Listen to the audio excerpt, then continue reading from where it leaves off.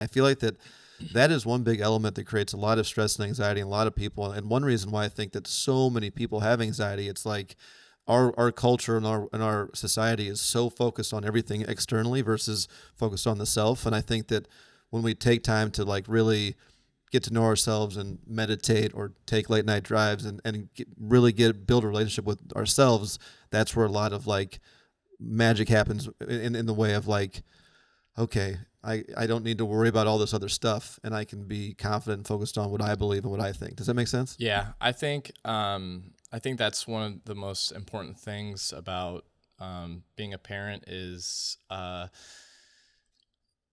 letting them be exposed to the real world and things that they're going to discover later in life anyways at an early age, because I like to think of it as sort of like a slingshot. Is that the more you pull them back, the further you keep them away from the real world. Once they turn 18 and you have to let go, they're going to dive into it way harder, way faster. You're right, man. And go crashing in.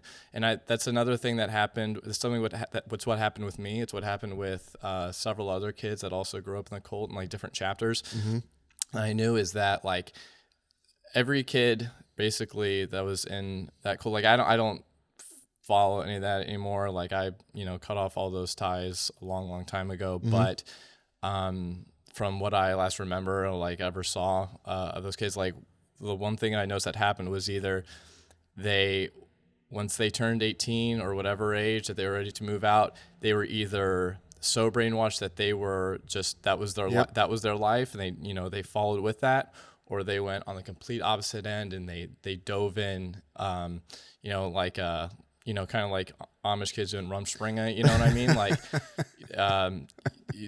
they were so eager to experience the real world that they, again, like I mentioned earlier, like there was no dipping a toe in the water. You just dove straight in, and some people cracked their head on the bottom, And that's the hardest part of parenting. I think is knowing how much to let you, because you can't hold them back too much, but you can't let them just do whatever the hell they want. That's right. So you gotta have there has to be a balance, I think that's just life in general. Like, exactly. There always has to be balance. And I think that if you teach the balance and allow the balance, it encourages the balance within the kid. And when they get older, they realize, okay, I can do these things that may not, be one way, but just make sure I'm doing the things that also kind of balance everything out, right?